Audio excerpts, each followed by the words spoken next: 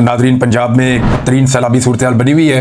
पंजाब के 3 ऐसे दरिया हैं जहाँ पे पानी बहुत बड़ी मिकदार में आया और ये इंडिया की सरजमीन से पानी पाकिस्तान में दाखिल हुआ है। इनमें 2 दरिया वो हैं, सिंध-तास मुआहदे के मुताबिक उनका पानी भारत का हक है, वो उस पानी को रोक सकता है, वहाँ पर वो डैम्स बना सकता है। तो भारत ने वहाँ से पानी छोड़ा है और ये हो सकता है, यानी भारत के लिए ये तो लाजिम था कि इसका पानी वो रोक सकता है, ये तो उसको हक था, लेकिन ये वो बाउंड नहीं था कि वो इस पानी को नहीं छोड़ेगा। हाँ, ये जरूर था कि भारत जब पानी को छोड़ेगा तो वो आगाह कर देगा, जी हम पानी छोड़ रहे हैं तो पानी आ रहा है। तो भारत ने कुछ जगहों पे आगाह भी किया, ऐसा नहीं है कि भारत ने बिल्कुल पाकिस्तान को इत्तला नहीं दी और पाकिस्तान को अंधेरे में रखा है, लेकिन ये बारिशें कदम हुई हैं और बहुत ज़्यादा बारिशें हुई हैं और गुज़िश्ता चंद दिनों से इसकी प्रेडिक्शन मौजूद थी। यानी 19 तारीख को मुझे अच्छी तरह याद है कि ओन अब्बास साहब ने असम्बली में खड़े होकर ये बात बताई थी, सेनेटर ने, कि सैलाबी सूरत हाल पैदा हो रही है और उनके अंदाजे के मुताबिक जनूबी पंजाब और सिंध 1 सितंबर तक डूब जाएंगे और वहाँ पे सूरत हाल बहुत ख़राब हो जाएगी। तो हुकूमत को होश के नाखून लेने चाहिए और उस तरफ तवज्जो देनी चाहिए। तो इसका आइडिया तो था। महकमा मौसमियात जो काम कर रहा था, जो बैनुल-अक़वामी रिपोर्ट्स आ रही थी, वो ये बता रही थी कि यहाँ पे इस रीजन में अनएक्सपेक्टेड रेन्स होंगी, बहुत तेज़ी से बारिशें होंगी, क्लाउड बर्स्ट होंगे और ये जो पानी है ये नीचे की तरफ आएगा और अब वो पानी कश्मीर की तरफ से निकल के नीचे आ रहा है। इसमें जो भारत से पाकिस्तान में पानी दाखिल हुआ दरिया सतलुज में, उसने बहुत बड़ी तबाही फेरी है। पसरूर हो या कसूर हो या आगे बहुत सारे देहात हैं, ये लगभग सैकड़ों देहात हैं जो ज़ेरे आब आ गए हैं और यहाँ पे बहुत नुकसान हुआ फसलों का, क्योंकि ये सारा जो एरिया है ये पंजाब की फूड बास्केट है। यानी अगर मैं आपको ये बताऊँ कि बहावल नगर तक डूब गया है तो ये बिल्कुल दुरुस्त इतला है कि बहावल नगर में भी बहुत सारे जो देहात हैं वो पानी से भर गए हैं और फसलें तबाह हो गई हैं। किसानों के ट्यूबवेल तबाह हो गए, उनकी फसलें तबाह हो गई, उनकी जो खड़ी फसलें हैं उनमें पानी घुस गया है, मशीनरी जो किसानों की है बहुत कीमती वो तबाह हो गई है, मवेशियों का बहुत नुकसान हुआ। यानी इस दरिया में बहते हुए बेशुमार हमने देखा कि मवेशी आ रहे हैं और उनमें से बहुत सारों की लाशें हैं जो दरिया में बह रही हैं। अब एक एक जानवर जो है वो भी बहुत लाखों रुपए का है, मवेशी बड़े कीमती है, लेकिन उनका नुकसान हो रहा है। दरिया रावी, इसमें बड़े अरसे के बाद इतनी तुगयानी देखी गई है और रावी का पानी पूरा करने के लिए हम दरिया चनाब से लेकर आते थे पानी, लेकिन रावी में जब भारत ने पानी छोड़ा तो ये साइफन के पास से नीचे, आप पहले तो आप शुरू हो जाए ना ऊपर नारोवाल वाली साइड से, तो बड़ा खौफनाक वहाँ पे सैलाब था। जस्सर वाली साइड पे बड़ा खौफनाक सैलाब था। फिर ये काला शकाकू की तरफ आता है नीचे से, फिर ये लाहौर से गुजर के आगे जाएगा हेड बल्लो की और वहाँ से फर्दर आगे की तरफ मूव करेगा, दरिया सिंध की तरफ जाएगा पंजाब को क्रॉस करता हुआ। तो यहाँ पे एक सैलाब है, सिर्फ 1-2 जगहों को छोड़ के बाकी जगहों पर दरमियाने दर्जे का है और 1-2 जगह पे खतरनाक सैलाब है। जो सबसे ज़्यादा मुश्किल सूरत हाल बनी है वो दरिया चनाब में बनी है। अब ये पानी का जो है ना, मुकम्मल पाकिस्तान का हक है इस पानी पर, इसमें भारत पानी रोक नहीं सकता। हुआ ये है कि अगर भारत पानी ना रोकता तो ये फ्लो के साथ पानी आता रहता और काफ़ी दिनों में ये पानी गुजरता। भारत ने दरिया चनाब के ऊपर बंद बांध के पानी कई जगह पे रोका हुआ है। ये जो गैर कानूनी काम भारत ने किया है, सिंध-तास मुआहदे की खिलाफ वर्जी की है, वो पानी जब वहाँ पे जमा हो गया और फिर जब बारिशें बहुत ज़्यादा हुई तो भारत ने ना सिर्फ वो बारिशों का पानी आया पाकिस्तान में, बल्कि भारत ने वो बंद खोल दिए और उनकी वजह से अनएक्सपेक्टेडली बहुत बड़ी मिकदार में पानी पाकिस्तान में दाखिल हुआ और अब तक जो इलाके डूबे हैं मैं उनकी तफसीलात आपको, सियालकोट, वजीराबाद, पसरूर, नारोवाल, कसूर, पाकपतन, मंडी बहाउद्दीन, ये कादराबाद, हेड कादराबाद है वहाँ पे एक, और उससे पहले कुछ देहात है। तो हेड कादराबाद को बचाने के लिए कि ये हेड टूट जाएगा और इसके ऊपर बहुत दबाव बढ़ रहा है, तो 2 जगह पे धमाके किए गए और मंडी बहाउद्दीन की जानिब पानी छोड़ा गया, वहाँ बहुत फसलें तबाह हुई हैं, लेकिन हेड कादराबाद को बचाने के लिए ये करना पड़ा वहाँ पे। फिर उसके बाद मुख्तलिफ और जगहों पे बंद तोड़े जा रहे हैं, बहावल नगर भी डूब गया है, किसानों की मशीनरी, खड़ी फसलें। अब ये जो नुकसान है ये अरबों रुपए का है, क्या ये नुकसान पूरा किया जाएगा, बड़ा सवाल ये है। तो ऐसा माजी में तो नहीं हुआ कि किसानों का और जो गरीब देहाती हैं उनका नुकसान पूरा किया जाए। सिर्फ चंद जगहों पर हमने देखा, लाहौर में या 1-2 और शहरों में, कि थोड़ी सी एक्टिविटी इंतजामिया ने दिखाई और कहीं पे वो हूटर शूटर चलाए, उन्होंने बाजे बाजे बजाए और उन्होंने बताया जनाब कि वो अलर्ट हैं, वो काम करना चाहते हैं। 1-2 जगह पे टिकटॉक्स वगैरह बनी है, ब्यूरोक्रेसी के लोग गए जाके उन्होंने बनाई है, लेकिन ओवरऑल अगर आप पंजाब की बात करें तो देहातियों को अकेला छोड़ दिया। 90% डूबने वाले लोगों तक पहुंचा ही कोई नहीं।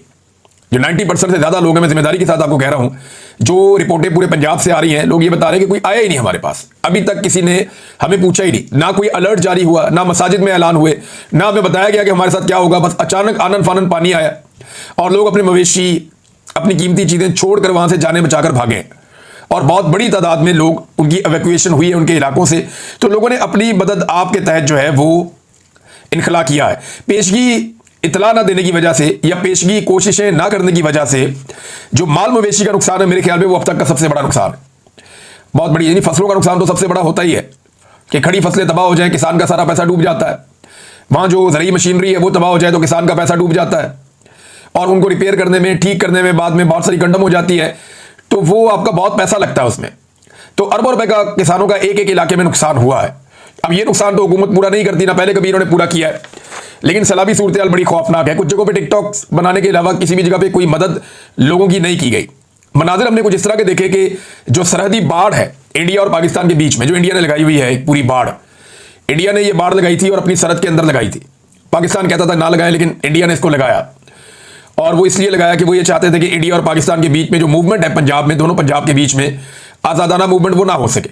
इंडिया को लगता था कि पाकिस्तान के साथ जितनी इंटरेक्शन होगी इंडियन पंजाब की खालिस्तान बनने के इम्कान उतने बढ़ेंगे। तो उन्होंने पाकिस्तान और इंडिया के बॉर्डर के साथ साथ हत्ता के लाइन ऑफ कंट्रोल पे और वर्किंग बाउंड्री पे हर तरफ उन्होंने एक बाढ़ लगा दी है इंडिया ने। वो बाढ़ जो है वो भी पानी में डूबी हुई है, तो एक एक 1.5 फुट कहीं से बाहर नजर आ रही है। बाकी वो सारी बाढ़ जो इंडिया ने लगाई वो भी पानी में डूबी है। अब अंदाजा करिए 13 फुट 15 फुट की जगह से इतनी ऊंची ये बाढ़ है, और वो खुश्क इलाका है, वो दरिया के अंदर नहीं है। तो वहां पे जो है वो बाढ़ भी डूबी हुई है। ये इतना ज्यादा पानी आया, बारिशें इतनी अनएक्सपेक्टेड हुई हैं क्लाइमेट चेंज की वजह से। फिर दूसरा ये है कि पाकिस्तान के पास ऐसा कोई मैकेनिज्म नहीं है कि पाकिस्तान इजाफी पानी को स्टोर कर सके। यानी बहुत सारे डैम जो पाकिस्तान को बनाने चाहिए थे, पाकिस्तान ने बदकिस्मती से वो डैम नहीं बनाए। अब इमरान खान के 3 साल बिना डाल दें मौजूदा एस्टेब्लिशमेंट के, जनाब इमरान खान ने 3 साल में डैम नहीं बनाए, 3 साल में नहीं बनते डैम। हालांकि इमरान खान साहब की जो हुकूमत मिली तो उन्होंने बहुत सारे डैम शुरू किए, लेकिन जो एक्चुअली डैम बनता है वो तो डैम बनने में 10 साल 15 साल कम से कम इतना टाइम लगता है बड़े डैम बनने में। और इमरान खान साहब को तो 3 साल होश ही नहीं आने दी, बीच में कोरोना वायरस भी आ गया 1.5 साल, और इसके बावजूद उन्होंने बहुत सारे पानी जखीरा करने के स्टोरेज बनाए। खैबर पख्तूनख्वा में बहुत सारी मिसालें आपको मिलती हैं, हत्ता कि वो पंजाब में भी काम करना शुरू करने लगे थे, लेकिन फिर जो उनके साथ हुआ वो आप सब अच्छी तरह जानते हैं। अब हमारे पास एक तरबेला और मंगला के अलावा डैम नहीं है बड़ा कोई, हमें बड़े डैम्स बनाने थे जो हमने नहीं बनाए। ये डैम हमने क्यों नहीं बनाए, इसकी सादा वजह मैं आपको बताता हूं कि आईपीपी से बहुत पैसा आता है, सरमायाकार बहुत पैसा देते हैं। ये जो आईपीपी होते हैं ना, इन्हें आप कहते हैं ये बिजली बनाने के किराए के कारखाने। ये जो बिजली बना के बेचते हैं ना, तो सरकार इनको पैसा देती है बिल की मद में। अब आईपीपी की वजह से पाकिस्तान में बिजली बहुत महंगी है, बहुत महंगी है। इतनी महंगी है कि आप 1 यूनिट इस्तेमाल करें तो आपको 3 या 4 यूनिट के पैसे देने पड़ते हैं, और वो भी कई गुना ज्यादा पैसे देना पड़ते हैं। यानी बिजली वैसे महंगी हो गई और वो भी आप 3 गुना ज्यादा पैसे दे रहे हैं, और कैपेसिटी पेमेंट आप दे रहे हैं, इजाफी पैसा दे रहे हैं। जो बिजली वो नहीं बना रहे वो पैसा भी आप उनको दे रहे हैं। तो इसमें आईपीपी में कमीशन बहुत बड़ा होता है। एस्टेब्लिशमेंट भी लेती है, हुक्मरान भी लेते हैं, सियासतदान भी लेते हैं, ब्यूरोक्रेट्स भी लेते हैं, सारे अपना अपना कमीशन निकालते हैं। हर किसी की जेब में अरबों रुपया जाता है। तो ये अरबों रुपया कमाने से उनको फुर्सत नहीं थी। अगर वो डैम्स बनाते तो ये अरबों रुपए की दिहाड़ियां बंद हो जाती। लिहाजा उन्होंने डैम बनाने के बजाय आईपीपी लगाने पसंद किए। पाकिस्तान की जरूरत थी 20,000 22,000 मेगावाट, लेकिन इन्होंने आईपीपी लगाए 45,000 मेगावाट के। वजह क्या है? वजह यह है कि जितने ज्यादा आईपीपी लगाएंगे उतना ज्यादा कमीशन मिलेगा, और ज्यादातर आईपीपी भी अपने फ्रंटमैनों के जरिए से लोगों ने लगवाए हुए हैं। यानी वो पैसा भी अपनी जेब में जाता है, कैपेसिटी पेमेंट का, कमीशन का पैसा भी अपनी जेब में जाता है। लिहाजा डैम बनाने तो इनके लिए नुकसान का सौदा था कि अगर डैम बनाएंगे तो ये पैसा कौन कमाएगा। तो डैम इन्होंने नहीं बनाए। हत्ता कि मैं आपके सामने एक जिम्मेदारी के साथ बात कर रहा हूं कि जितना पैसा, ये डाटा निकाल के मैं आपके सामने रख दूंगा, थोड़े दिन पहले हम इस पर रिसर्च कर रहे थे तो ये बात मुझे याद रह गई, लेकिन डाटा मेरे पास मौजूद है, हमने इसको नोट किया हुआ, आपके साथ मैं शेयर करूंगा कि जितना पैसा आपने कैपेसिटी पेमेंट में अदा किया ना, यानी जितना पैसा आपने इजाफी दे दिया है आईपीपीज को, जो बिजली उन्होंने नहीं बनाई आपने फिर भी उनको पैसा दे दिया है, जितना इजाफी पैसा आपने आईपीपीज को दे दिया है उतने पैसे में बड़े डैम्स बन जाते हैं पाकिस्तान में, और काफी ज्यादा पाकिस्तान का भला हो जाता है। एक पाकिस्तान में बहुत बड़ा प्रोजेक्ट जिसके ऊपर कागजी कार्रवाई हो चुकी थी, कालाबाग डैम को तो मुतनाज़ कर दिया गया, लेकिन तरबेला से भी कोई 7-8 गुना बड़ा एक डैम दरिया सवा पे बनाया जा सकता था, और ये वो डैम होता जो बहुत बड़े पैमाने पर पाकिस्तान को सैराब करता। पाकिस्तान की बेशुमार ऐसी ज़मीन है जो बंजर पड़ी है, वो सारी ज़मीन सैराब हो जाती और पाकिस्तान का बहुत भला हो जाता। ये जो डैम है ये बहुत ज़बरदस्त इसकी लोकेशन है, मोटरवे से आपको नज़र भी आ जाता। दरिया सवा के ऊपर एक पूरा मुकाम है जहां इसको बनाया जा सकता था, और ख़तरनाक सैलाब से बचाने के लिए ये एक बेहतरीन चैनल हो सकता था। यानी जब भी कभी तरबेला में पानी ज़्यादा हो जाता, या दरिया सवा में तो यानी आती, या मंगला की तरफ करना होता आपको, या किसी जगह पे आपको ऐसा लगता कि कोई और कहीं प्रेशर बढ़ रहा है, तो आप पानी को जो है बड़े आराम से शिफ्ट कर देते दरिया सवा की तरफ, और फिर आप बहुत सारी जगह अवॉइड करके आप पानी जो है वो आराम से इस्तेमाल कर लेते बाद में। लेकिन पाकिस्तान ने ये डैम भी नहीं बनाया। हालांकि ये डैम इतना महंगा नहीं बनता था। मेरे पास एक दफ़ा कुछ टेक्निकल लोग आए थे, और उन्होंने आकर मुझे इसकी सारी ब्रीफिंग दी थी। उन्होंने बताया था कि ये डैम पाकिस्तान में बनना चाहिए, और अगर ये डैम बन गया तो सॉल्ट रेंज के साथ साथ पूरा जो पंजाब का, अपर पंजाब का इलाका है, वो सारा ना सिर्फ बेहतरीन तरीके से सैलाब हो जाएगा, बल्कि जो सैलाबों के बड़े बड़े खतरात हैं वो बड़े लंबे अरसे तक के लिए टल जाएंगे और सैकड़ों साल तक पाकिस्तान को फायदा होगा। लेकिन वो डैम नहीं बनाया गया, बदकिस्मती पाकिस्तान की। अब नाज़रीन, सैलाब जाएगा किस तरफ, ये बात आप याद रखिएगा कि ये सैलाब अल्टीमेटली पहुंचेगा दरिया सिंध में, और ये सारे दरियाओं का पानी जाकर पाकिस्तान का इकट्ठा होता है दरिया सिंध में, जनूबी पंजाब। तो जनूबी पंजाब में सैलाब आ सकता है, लेकिन अभी आपके पास 2 दिन या 3 दिन बाकी हैं। एटलीस्ट जब आप ये वीडियो सुन रहे हैं तो 2 दिन तो है हुकूमत के पास, कि 2 दिन के अंदर वहाँ के लोगों को चाहिए कि वो जो दरिया के करीब रहते हैं या जो कच्चे के इलाकों में रहते हैं सिंध में, वो तमाम लोग अपने आप को महफूज करें, क्योंकि बारिशों का एक नया स्पेल भी होने जा रहा है 31 अगस्त से, और इससे पहले जो है वो ये सैलाबी पानी वहाँ पहुँचेगा तो सूरत हाल फिर आउट ऑफ कंट्रोल भी हो सकती है। अल्लाह करे नुकसान ना हो, लेकिन जो दिखाई दे रहा है या जो अब तक आदाद-ओ-शुमार आ रहे हैं पानी के बहने के, ये पानी सारा उस तरफ जा रहा है, और जनूबी पंजाब और सिंध ये शदीद खतरे में होंगे। जुल्फ़िकार अली भुट्टो जूनियर का एक स्टेटमेंट आया, और जूनियर ने यह कहा कि लोग अपने आप को खुद बचाएं, पंजाब में सैलाब आ चुका है, बहुत सारे इलाके जो है वो डूब गए हैं, हमें उसका बड़ा अफसोस है। लेकिन जितने भी लोग सिंध के दरिया के करीब रहते हैं और जो उन इलाकों में रहते हैं जहाँ पहले भी सैलाब आता रहता है, वो अपने आप को महफूज करें, खुद निकलें, अपने जानवरों को निकालें, अपना कीमती सामान निकालें, क्योंकि सिंध हुकूमत, उन्होंने कहा कि मुझे नहीं लगता कि आपको बचा सकती है या वो बचाने आएगी। तो सिंध हुकूमत जो है वो नॉर्मली जब भी कभी सैलाब आता है तो वो एक बैरूनी दौरा रख लेते हैं, और उसमें वो दुनिया से पैसे इकट्ठे करके ला के, वो पैसे पता नहीं किधर गए समझ नहीं आती। अभी कोई 2-4 घर ऐसे थे जिनमें से एक घर के अंदर बिलावल ने बैठ के कोई थोड़ी टिकटॉक बनाई थी थोड़े दिन पहले, कोई वीडियो बना के, अच्छी बात है घर बना किसी का, लेकिन बात यह कि सिंध हुकूमत ने टोटल कितने घर बनाए, कितने लोगों को घरों में शिफ्ट किया है। ज़रा आज़ाद मीडिया जाए ना और जाकर देखे, ज़रा दौरा करे, उधर दादू का दौरा करे, उन इलाकों का जहाँ पे सैलाब आया था, लोगों से पूछें कि कितने घर हैं जो आपको बनाकर दिए हैं। जितने घर तबाह हुए ना उसके 5% भी इन्होंने नहीं बनाए होंगे। मैं 5% भी बहुत ज़्यादा बोल रहा हूँ, इन्होंने 5% भी नहीं बनाए होंगे, बाकी सारे अवाम ने खुद तामीर किए। तो अवाम अपनी मदद आपके तहत ही करती है, इतना बड़ा नुकसान तो कोई पूरा नहीं कर पाएगा। बहरहाल हुकूमत को फौरी तौर पर होश के नाखून लेने चाहिए, और जिन इलाकों की तरफ ये पानी बढ़ रहा है वहाँ पे अपनी एक्टिविटी को तेज़ करना चाहिए, लोगों को वहाँ पे आगाही देनी चाहिए, और जो खतरनाक इलाके हैं उन्हें खाली करने में लोगों की मदद करनी चाहिए, ताकि लोग पहले की तरह धोखे में ना मारे जाएं, बल्कि अपना कीमती सामान उन इलाकों से निकाल लें। हुकूमत की जिम्मेदारी है, उन्होंने काम अपना करना था, उन्होंने किया ही नहीं, बल्कि वो गालियाँ दे रहे हैं। अभी ये टिकटॉकर जो हैं ये फैमिली एंड फ्रेंड टूर पे गए हुए थे जापान और हांगकॉन्ग, इन्होंने वहाँ बहुत इंजॉय किया, पाकिस्तान एयरफोर्स का तैयारा ये लेकर गए थे, और फैमिली पूरी गई हुई थी, बच्चे, बच्चों के दोस्त, बच्ची का शौहर, उसके बच्चे, यानी सारे लटरम पटरम इकट्ठे होके पूरा टब्बर ही टूर करने चला गया जापान का, और कहीं और हांगकॉन्ग भी चले गए। तो इन्होंने तो अपनी लाइफ एंजॉय की। जिस वक्त पंजाब में बच्चे डूब रहे थे ना, मवेशी डूब रहे थे, किसान की फसलें डूब रही थी, पंजाब में तबाही फिरी हुई थी, उस वक्त टिकटॉकर अपने सारे अहलो अयाल और दोस्तों को फैमिली फ्रेंड टूर लेकर वो जापान का इंजॉयमेंट कर रहे थे, वो टूर कर रहे थे, और टके का फायदा पाकिस्तान को नहीं हो।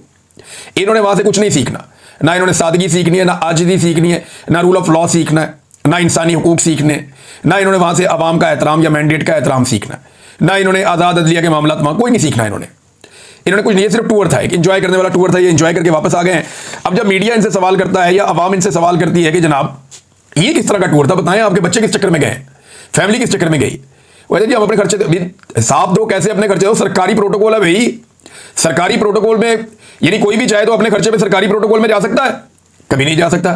तो सरकारी प्रोटोकॉल आपने कैसे एंजॉय कर लिया, वहां पे पूरी की पूरी जो है वो एम्बेसी आपके पीछे लगी हुई थी, और एम्बेसी आपकी खिदमत के अंदर सरगर्म थी। तो ये जो टूर करके आए, बजाय इसके कि लोगों के सवालों के जवाब देते, इन्होंने लोगों को गालियां देना शुरू कर दी। बल्कि एक टिकटॉकर ने बैठ के वहां पे एक बड़ी अजीब बात की, मुझे बड़ी तकलीफ हुई वो बात सुनकर, कि ये लोगों की माओ बहनों को गालियां भी देते हैं और गंदी गालियां देते हैं। बहुत अफसोसनाक बात है। यानी अगर कोई आपको अकाउंटेबल करना चाह रहा है, हज़रत उमर फारूक रज़ियल्लाहु अन्हु से लोगों ने पूछा कि भाई आपके पास तो एक चादर आई थी, तो आपका कद लंबा है, तो ये आपने सूट कैसे बनवा लिया अपना? उन्होंने जवाब दिया था, क्योंकि हुक्मरानों से सवाल पूछा जाता है, जवाब मांगा जाता है। ये नहीं किया था हज़रत उमर फारूक रज़ियल्लाहु अन्हु ने उठ के कोई बात कर दी, अपने किसी जूनियर से कोई ऐसी बात करवा दी जो हद तक अमेज हो, या किसी की माँ को बुरा कह दिया, ऐसा नहीं हुआ था। ये उठ के लोगों की माँ को गालियां दे रहे बैठ के, ऐसी बदतमीजी, ऐसी बदतहरीबी। और जिस टिकटॉकर ने ये किया है ना, वो पहले पीपल पार्टी में, तो फिर नून लीग को गालियां, गंदी गालियां, गंदी हरकतें, और अब नून लीग में तो अब दूसरों को गंदी गालियां, गंदी हरकतें। कल ये किसी और पार्टी में जाए तो वहां से फिर इनको फिर गंदी गालियां और गंदी हरकतें। ये सारा गंद इकट्ठा किया गया पीएमएल-एन के अंदर, और ये एस्टेब्लिशमेंट ने किया ये कि पाकिस्तान का सारा गंद इकट्ठा करके एक जगह पे लाके इक़्तिदार में बिठा दिया और अवाम को असल शक्लें दिखा दी कि ये वो गंदे चेहरे हैं जिन्होंने पाकिस्तान का बेड़ा गर्क किया, हमने आपकी सहूलत के लिए सारे इकट्ठे करके इक़्तिदार में बिठा दिए हैं। अब अगर आपने धक्का मारना है तो इन सारों को मारो और एस्टेब्लिशमेंट के समेत मारो। बहरहाल ये जनाब मरियम नवाज के लोग बजाय इसके कि वो काम करें, इस वक्त वो लोगों की माओ बहनों को गालियां दे रहे हैं बैठ के। और हैरत की बात यह है कि इनके ब्यूरोक्रेट्स कह रहे हैं कि अचानक सैलाब आ गया, हमें पता ही नहीं चला। ये बाकायदा सबूत मेरे पास मौजूद है, ये देखें ना आप, ये डीजीपीडीएम में वो कहता है जी अचानक सैलाब आ गया और हमें तो पता ही नहीं था। फिर वो कह रही है जी हमारी तो तैयारी थी, हमने तो सैलाब का पूरा बंदोबस्त पहले से किया हुआ था। जो पंजाब से टिकटॉकर है इन्फॉर्मेशन, यानी मैं हैरान होता हूं कि एक तरफ जो है वो कह रहे हैं हमें पता ही नहीं चला, अचानक हो गया, दूसरी तरफ हमारी तो बहुत पुरानी तैयारी थी इसके ऊपर। आपकी खाक तैयारी थी, किसी को पता ही नहीं चला, लोगों को अंदाजा ही नहीं हुआ, लोग बेचारे पानी के अंदर डूबते रह गए, शहरों के अंदर पानी घुसाया, गलियों में कश्तियां चल रही हैं। ये हालात इन्होंने पाकिस्तान के लिए पैदा किए हैं। अब नाजरीन, आलिया हमजा साहिबा ने फौरी तौर पर, अब उनकी हुकूमत तो नहीं है, अगर उन्हें मौका मिला और उन्हें इजाज़त दी गई तो उन्होंने पाकिस्तान तरीके इंसाफ को कहा है कि सारे मिलकर इकट्ठे हो, हंगामी इजलास बुलाओ और पूरी तरीके इंसाफ अब मदद करेगी अपने हमवतनों की। और ये जो फ्लड आया हुआ है इसके अंदर मदद करने के लिए निकलेंगे। अब देखना यह कि पाकिस्तान की मिलिट्री एस्टेब्लिशमेंट ये मदद करने देती है या नहीं करने देती, क्योंकि मिलिट्री एस्टेब्लिशमेंट पीटीआई को इसराइल के खिलाफ मुजाहरा नहीं करने देती। कोई अच्छा काम भी वो करना चाहे तो नहीं करने देते। तो ये अवाम की मदद करने देंगे या नहीं करने देंगे। उन्होंने तो 14 अगस्त नहीं मनाने दी, उन्होंने तो कायदे आजम का पोस्टर उठा के बाहर आने पे मुकदमे दर्ज करके बंदे अंदर दे दिए दहशतगर्दी के मुकदमों में। तो ये दो नंबरियां बहुत किया है इन्होंने, बहुत फ्रॉड किया है इन्होंने। तो अब देखते हैं कि पाकिस्तान तरीके इंसाफ सैलाब में मदद करने आती है तो क्या उन्हें मदद करने दी जाती है या नहीं करने दी जाती। एक सवाल तो हो गया ये। हालात इनके ये हैं कि इमरान खान साहब का ट्वीट आता है कल रात को 11 बजे, जो मैंने आपको सुबह वाले वीलॉग में पढ़ के सुनाया। रात को 11 बजे इमरान खान साहब का ट्वीट आता है और 11 बजे उनका ट्वीट आने के ठीक चंद मिनट के बाद आज सुबह जो समाअत होनी थी अडियाला जेल में तोशाखाना 2 केस की, वो मुलतवी कर दी जाती है। वजह क्या है कि भाई इमरान खान साहब का तो बड़ा सख्त मौक़िफ़ है, हमें तो लगता था माफी मांग लेगा, वो तो हमारे ऊपर चढ़ गया। 9 मरतबा उसने आर्मी चीफ का नाम ले लिया एक ट्वीट के अंदर। और मजे की बात आप देखें कि इमरान खान साहब ने, ये मैं आपको डाटा बल्कि निकाल के ना लेटेस्ट भी बता देता हूं, इमरान खान साहब ने ट्वीट एक जो है ना उसमें आर्मी चीफ का 9 मरतबा नाम लिया और दूसरे ट्वीट के अंदर आर्मी चीफ का नाम नहीं लिया। अब आप लोगों का अंदाजा करें कि लोग आज कहां खड़े हैं कि जिस ट्वीट में इमरान खान साहब ने आर्मी चीफ को मुखातिब किया वो 33,000 मरतबा रीट्वीट हुआ है, 33,000 मरतबा। और दूसरा जिसमें इमरान खान साहब ने आर्मी चीफ को मुखातिब नहीं किया वो 23,000 मरतबा रीट्वीट हुआ है। जिसमें आर्मी चीफ पे उन्होंने बात की वो 33,000 मरतबा, यानी 10,000 मरतबा ज्यादा जिसमें तनकीद आर्मी चीफ पे हुई है, लोगों ने उसको ज्यादा फैलाया। और जिसमें अली अमीन को कहा है कि आओ और आकर मुझसे मिलो, उसको इतना नहीं किया। तो उसके बाद यही होना था, इन्हें लगा कि अब इमरान खान साहब का केस लगेगा, दोबारा तनकीद करेंगे और बहुत नेक्स्ट लेवल पे चले जाएंगे, लिहाजा इन्होंने समाअत ही मुलतवी करवा दी अदालत के अंदर रात को 11 बजे के बाद। इसका मतलब यह है कि ट्विटर पे आने वाले एक ट्वीट की वजह से इमरान खान साहब के केस की समाअत मुलतवी हुई है। ये रिकॉर्ड का हिस्सा बन रही हैं चीजें, इनसे कभी कोई भाग नहीं सकेगा, ये याद रखना पड़ेगा। अली अमीन गंडापुर साहब ने कुछ संजीदा कोशिश नहीं की इमरान खान साहब से मिलने की अभी तक, और उनके भाई ने क्लेम तो किया कि उन्होंने संजीदा कोशिश की है, लेकिन की नहीं। सीरियस बात तो यह है कि उन्हें संजीदा कोशिश करनी चाहिए, सुप्रीम कोर्ट भी जानी चाहिए, हर जगह जाके उन्हें जोर लगाना चाहिए। देखिए ना, मिर्जा अफरीदी का लाहौर वाला जो फार्म हाउस है वहां पे ये पूरा काफिला लेकर पहुंच गए, लेकिन आज तक अडियाला जेल तक वो काफिला नहीं पहुंच सका। यानी वो काफिला निकलता है रावलपिंडी इस्लामाबाद को क्रॉस करता है और लाहौर पहुंच जाता है, लेकिन वो काफिला रावलपिंडी में मौजूद अडियाला जेल तक नहीं पहुंच सकता। कई मरतबा एमपीए और एमएनए ने कहा जी हम सारे इकट्ठे होकर वहां पर आएंगे बाजमात, लेकिन आज तक ये वहां पे नहीं जा सके, कोई दबाव नहीं बढ़ा सके।